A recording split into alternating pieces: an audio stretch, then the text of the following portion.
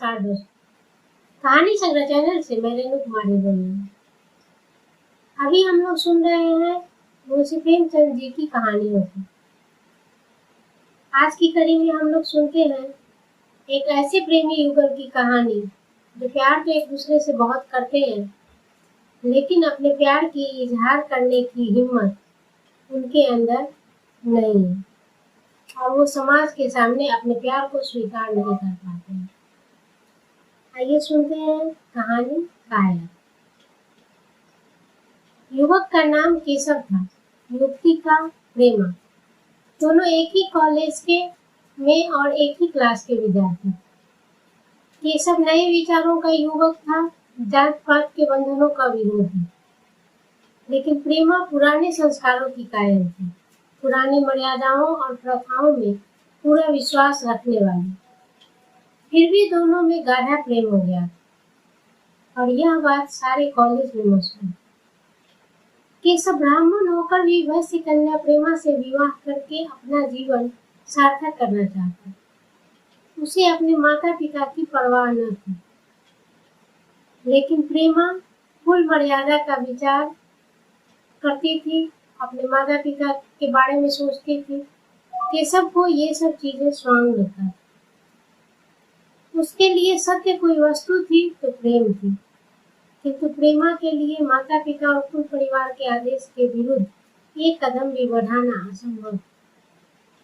संध्या का समय है। विक्टोरिया पार्क के एक निर्जन स्थान में दोनों आमने सामने हरियाली पर बैठे हुए हैं। सैर करने वाले एक एक करके विदा हो गए, किंतु ये दोनों अभी भी वहीं बैठे हुए हैं।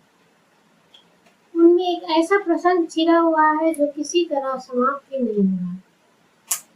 केशव ने झुंझलाकर कहा, इसका यह अर्थ है कि तुम मेरी परवाह नहीं करती हो।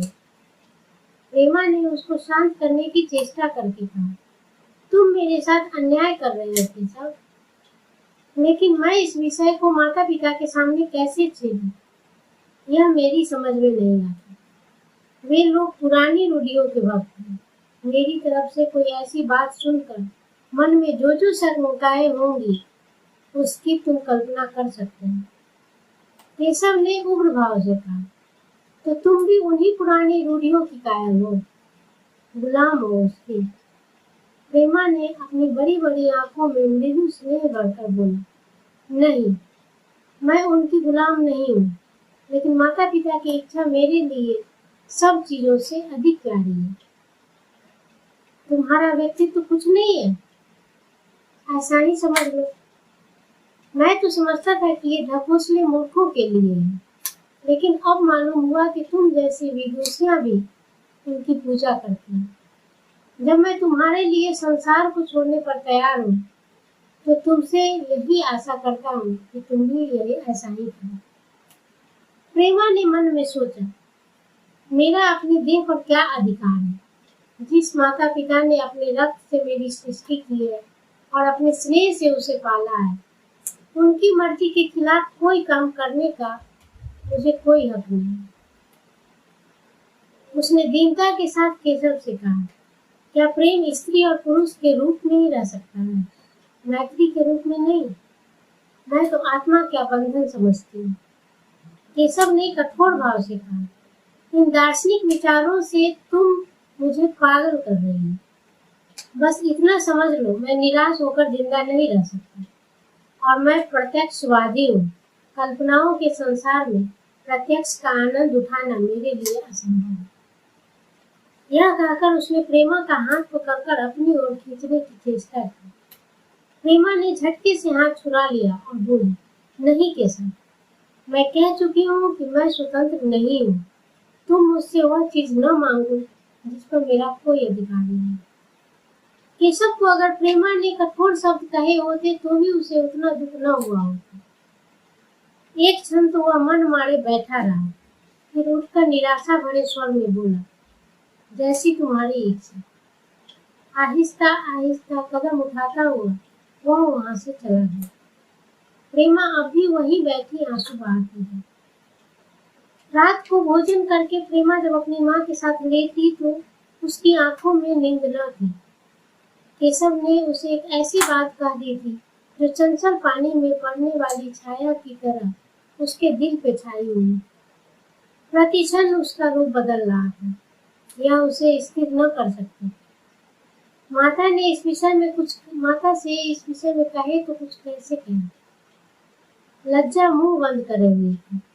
उसने सोचा, अगर केशव के साथ मेरा विवाह न हुआ तो उस समय मेरा क्या कर्तव्य होगा। अगर केशव ने कुछ उद्दंडता कर डाली तो मेरे लिए संसार में फिर क्या रह जाएगा। लेकिन मेरा बस ही क्या है। इन भांति भांति के विचारों में एक बात जो उसके मन में निश्चित हुई वह यह थी कि केशव के सिवा वह और किसी से विवाह नहीं करेगा। उसकी माता ने पूछा, क्या तुझे अब तक नींद न आई? मैंने तुझसे कितनी बार कहा है कि घर का भी थोड़ा बहुत काम कर लिया, लेकिन तुझे किताबों से ही फुर्सत नहीं मिली। 4 दिन में तू पराए घर जाएगी। कौन जाने कैसा घर मिलेगा। अगर कुछ काम करने की आदत न रही तो कैसे निर्वाह होगा। प्रेमा ने भोलेपन से कहा, मैं पराए घर जाऊंगी ही क्यों। माता ने मुस्कुराकर कहा, लड़कियों के लिए यही तो सबसे बड़ी विपत्ति है। माँ बाप की गोद में पलकर भी ज्यों ही सयानी हुई दूसरों की हो जाती। अगर अच्छे प्राणी मिले तो जीवन आराम से कट गया, नहीं तो रो रो कर दिन काटना पड़ता है। सब कुछ भाग्य के अधीन है। अपनी बिरादरी में तो मुझे कोई घर पसंद नहीं है।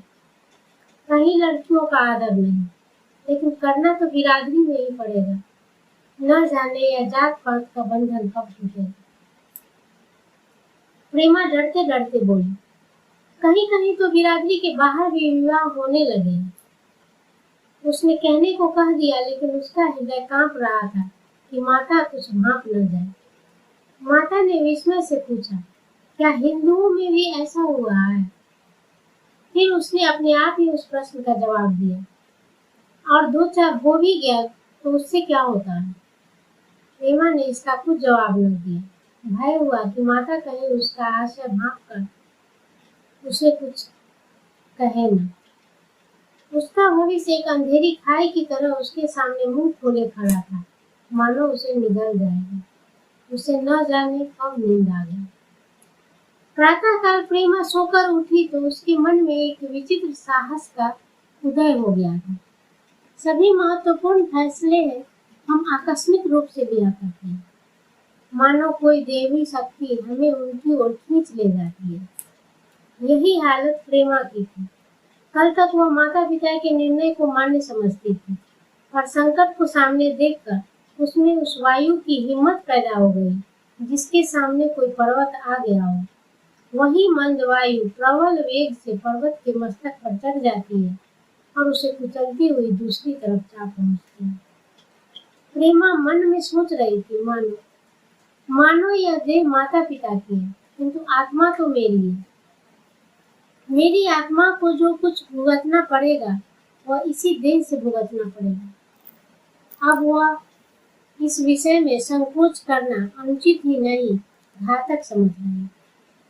अपने जीवन को यूं ही कोई एक झूठे सम्मान पर बलिदान कर दे, यह प्रेमा के लिए अब असहाय हो रहा है। उसने सोचा, विवाह का आधार अगर प्रेम न हो तो वह देह का विक्रय है। आत्मसमर्पण तो बिना प्रेम के भी हो सकता है। इस कल्पना ही से कि न जाने किस अपरिचित युवक से उसका विवाह हो जाएगा, उसका हृदय विद्रोह कर उठा। वह अभी नाश्ता करके कुछ पढ़ने जा रही थी कि उसके पिता ने प्यार से पुकारा, मैं कल तुम्हारे प्रिंसिपल के पास गया था, वे तुम्हारी बड़ी तारीफ कर रहे हैं। प्रेमा ने सरल भाव से कहा, आप तो यूं ही कहा करते हैं। नहीं नहीं, सच में। यह कहते हुए उन्होंने अपनी मेज की दराज खोली और मखमली चौखटों में जड़ी हुई एक तस्वीर निकालकर उसे दिखाते हुए बोली, यह लड़का ICS के इम्तिहान में प्रथम आया है। इसका नाम तो तुमने सुना ही होगा। बूढ़े पिता ने ऐसी भूमिका बांध दी थी कि माँ उनका आशय न समझ सकी, लेकिन प्रेमा भांप गई। उसका मन तीर की भांति लक्ष्य पर जा पहुंचा। उसने बिना तस्वीर की ओर देखे ही कहा, नहीं, मैंने तो उसका नाम नहीं सुना। पिता ने बनावटी आश्चर्य से कहा, क्या तुमने उसका नाम ही नहीं सुना? आज के दैनिक पत्र में उसका चित्र और जीवन वृत्तांत भी छपा हुआ है। प्रेमा ने रुखाई से जवाब दिया, होगा, मगर मैं तो उस परीक्षा का कोई महत्व नहीं समझती। मैं तो समझती हूँ जो लोग इस परीक्षा में बैठते हैं वे पल्ले सिरे के स्वार्थी होते हैं। आखिर उनका उद्देश्य इसके सिवा और क्या होता है कि अपने गरीब, निर्धन, दलित भाइयों पर शासन करे और खूब धन संचय करे। यह तो जीवन का कोई ऊंचा उद्देश्य नहीं हुआ। इस आपत्ति में जलन थी, अन्याय था, निर्दयता थी। पिताजी ने समझा था प्रेमा यह बखान सुनकर लट्टू हो जाएगी। यह जवाब सुनकर तीखे स्वर में बोली, तू तो ऐसी बातें कर रही है जैसे तेरे लिए धन और अधिकार का कोई मूल्य ही नहीं। प्रेमा ने ढिठाई से कहा, हाँ, मैं तो इसका मूल्य नहीं समझती। मैं तो आदमी में त्याग देखती हूँ। मैं ऐसे युवकों को जानती हूँ जिन्हें यह पद जबरदस्ती भी दिया जाए तो वे स्वीकार न करेंगे। पिता ने उपहास के ढंग से कहा, यह तो आज मैंने नई बात सुनी। मैं तो समझता देखता हूँ कि छोटी छोटी नौकरियों के लिए भी लोग मारे मारे फिरते हैं। मैं जरा उस लड़के की सूरत देखना चाहता हूँ जिसमें इतना त्याग है। मैं तो उसकी पूजा करूंगी। शायद किसी दूसरे अवसर पर यह शब्द सुनकर प्रेमा लज्जा से सिर झुका ली, पर इस समय उसकी दशा उस सिपाही की सी थी जिसके नीचे गहरी खाई है। आगे बढ़ने के सिवा उसके लिए और कोई मार्ग न था। अपने आवेश को संयम से दबाती हुई, आंखों में विद्रोह भरे, वह अपने कमरे में गई और केशव के कई चित्रों में से वह चित्र चुनकर लाई जो उसकी निगाह में सबसे खराब है और पिता के सामने रख दी। बूढ़े पिता ने चित्र को उपेक्षा के भाव से देखना चाहा, लेकिन पहली दृष्टि ही में उसने उन्हें आकर्षित कर लिया। ऊंचा कद था और दुर्बल स्वास्थ्य और संयम का परिचय दे रहा था। मुख पर प्रतिभा का तेज न था, पर विचारशीलता का कुछ ऐसा प्रतिबिंब था जो उसके मन में विश्वास पैदा करता था। उन्होंने उस चित्र की ओर देखते हुए पूछा, यह किसका चित्र है? प्रेमा ने संकोच से सिर झुकाकर कहा, मेरी ही क्लास में पढ़ते हैं। अपनी ही बिरादरी का है? पिता ने पूछा। प्रेमा की मुख मुद्रा धूमिल हो गई। इसी प्रश्न के उत्तर पर उसकी किस्मत का फैसला हो जाएगा। उसके मन में पछतावा हुआ कि व्यर्थ में इस चित्र को यहाँ लाई। उसमें एक क्षण के लिए जो दृढ़ता आई थी वह इस पहले प्रश्न के सामने कातर हो गई थी। दबी हुई आवाज में बोली, जी नहीं, वह ब्राह्मण है। और यह कहने के साथ ही क्षुब्ध होकर कमरे से निकल गई, मानो यहाँ की वायु में उसका गला घुटा जा रहा है और दीवार की आड़ में होकर रोने लगी। लाला जी को तो पहले ऐसा क्रोध आया कि प्रेमा को बुलाकर साफ साफ कह दे कि यह असंभव है। वे उसी गुस्से में दरवाजे पर आए, लेकिन प्रेमा को रोते देखकर नम्र हो गए। इस युवक के प्रति प्रेमा के मन में क्या भाव थे यह उनसे छिपा न रहा। वे स्त्री शिक्षा के पूरे समर्थक थे, लेकिन इसके साथ ही कुल मर्यादा की रक्षा भी करना चाहते। अपनी ही जाति के सुयोग्य वर्ग के लिए अपना सर्वस्व अर्पण कर सकते थे, लेकिन उस क्षेत्र के बाहर कुलीन से कुलीन और योग्य से योग्य वर्ग की कल्पना भी उनके लिए असहाय। इससे बड़ा अपमान वे सोच ही न सकते।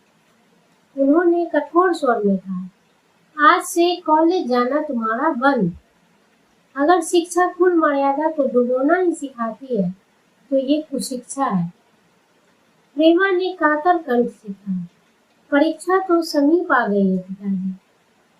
लाला जी ने दृढ़ता से कहा, आने दो, और फिर अपने कमरे में जाकर विचारों में डूब गए। 6 महीने गुजर गए। लाला जी ने घर में आकर पत्नी को एकांत में बुलाया और बोले, जहाँ तक मुझे मालूम हुआ है केशव बहुत ही सुशील और प्रतिभाशाली युवक है। मैं तो समझता हूँ प्रेमा इस शोक में घुल-घुल कर प्राण दे गई। तुमने भी समझाया, मैंने भी समझाया, दूसरों ने भी समझाया, पर उस पर कोई असर नहीं हुआ। ऐसी दशा में हमारे लिए क्या उपाय? उनकी पत्नी ने चिंतित भाव से कहा, कर तो दोगे, लेकिन रहोगे कहाँ? न जाने कहाँ से कुलक्षणी मेरी कोख में आई। लाला जी ने भौहें सिकोड़ कर तिरस्कार के साथ कहा, यह तो 1000 दफा सुन चुका, लेकिन कुल मर्यादा के नाम को कोई कहाँ तक रो? चिड़िया का पर खोलकर यह आशा करना कि वो हमारे आंगन में ही उड़ेगी, ये अपनी मूर्खता है। मैंने इस प्रश्न पर ठंडे दिल से विचार किया है और इस नतीजे पर पहुंचा हूँ कि हमें इस आप धर्म को स्वीकार कर लेना ही चाहिए। कुल मर्यादा के नाम पर मैं प्रेमा की हत्या नहीं कर सकती। दुनिया हंसती है तो हंसे, मगर वो जमाना बहुत जल्द आने वाला है जब ये सभी बंधन टूट जाएंगे। आज भी सैकड़ों विवाह जात पात के बंधनों को तोड़कर हो चुके हैं। अगर विवाह का उद्देश्य स्त्री और पुरुष का सुखमय जीवन है, तो हम प्रेमा की उपेक्षा नहीं कर सकते। वृद्धा ने छूट होकर कहा, जब तुम्हारी यही इच्छा है तो मुझसे क्या पूछते हो? लेकिन मैं कह देती, मैं इस विवाह के नजदीक न आऊंगी, न कभी इस छोकरी का मुंह देखूंगी। समझ लूंगी जैसे और सब लड़के मर गए, वैसे यह भी मर गए। तो फिर आखिर तुम क्या करने को कहती हो? क्यों नहीं उस लड़के से विवाह कर देते? उसमें क्या बुराई है? वह 2 साल में सिविल सर्विस पास करके आ जाएगा। केशव के पास क्या रखा है? बहुत होगा किसी दफ्तर में क्लर्क हो जाएगा। और अगर प्रेमा प्राण हत्या कर ले तो कर ले, तुम तो उसे और सह देते हो। जब उसे हमारी परवाह नहीं है, तो हम उसके लिए अपने नाम को क्यों बदनाम करें? प्राण हत्या करना कोई खेल नहीं है, यह सब धमकी है। मन हो घोड़ा है, जब तक उसे लगाम न दो, पुट्ठे पर हाथ भी न रखने देगा। जब उसके मन का यह हाल है, तो कौन कहे केशव के साथ ही उसे वो जिंदगी निवाह कर लेगी। जिस तरह आज उससे प्रेम है, उसी तरह कल दूसरे से भी हो सकता है। तो क्या पत्ते पर अपना मांस भिजवाना चाहते हो? लाला जी ने स्त्री को प्रश्न सूचक दृष्टि से देखकर कहा, और अगर वह कल खुद जाकर केशव से विवाह कर ले, तो तुम क्या करोगे? फिर तुम्हारी कितनी इज्जत रह जाएगी? वह चाहे संकोचवश या हम दोनों के लिहाज से यूं ही बैठी रहे, पर यदि जिद पर कमर बांध ले, तो तुम कुछ नहीं कर सकते। इस समस्या का ऐसा भीषण अंत भी हो सकता है, यह उस वृद्धा ने नहीं सोचा। यह प्रश्न बम के गोले की तरह उसके मस्तक पर गिरा। एक क्षण तो वह अवाक बैठी रह गई, मानो इस आघात ने उसकी बुद्धि की धज्जियां उड़ा दी। फिर पराभूत होकर बोली, तुम्हें अनोखी कल्पनाएं सूझती है।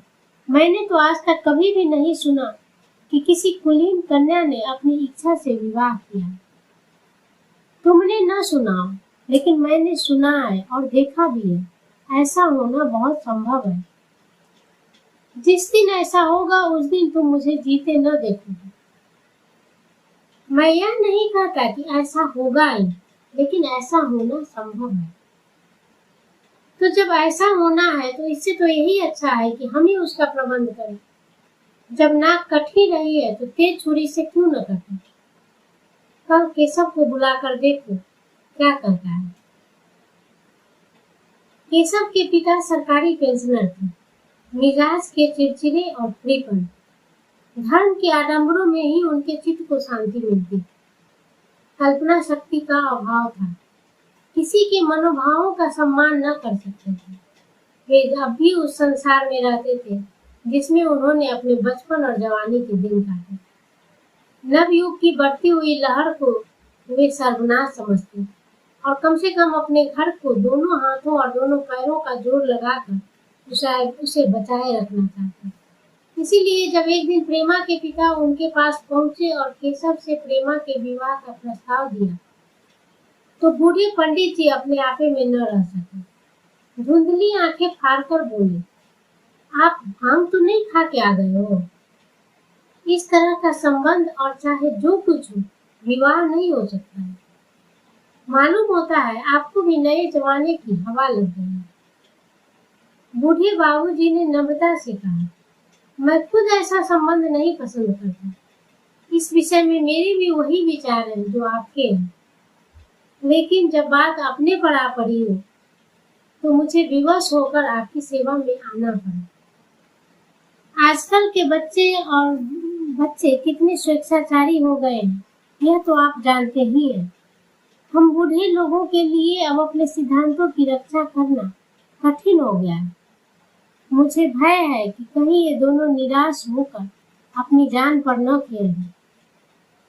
बूढ़े पंडित जी जमीन पर पांव पटकते हुए गरज उठे, आप क्या कहते हैं? आपको शर्म नहीं आ रही?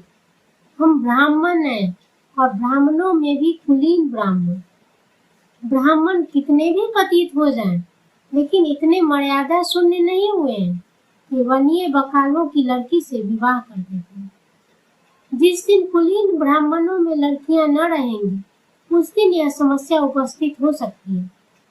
मैं कहता हूँ, आपको मुझसे यह बात कहने की साहस कैसे हुई? बूढ़े बाबूजी जितना ही दब रहे थे, उतना ही पंडित जी बिगड़ रहे। यहाँ तक कि लाला जी अपना अपमान ज्यादा न सह सके और अपनी तकदीर को कोसते हुए वहां से चले। उसी वक्त केशव कॉलेज से आया। पंडित जी ने तुरंत उसे बुलाकर कठोर कंठ से कहा, मैंने सुना है तुमने किसी बनिए की लड़की से अपना विवाह कर लिया है। यह खबर कहाँ तक सही है?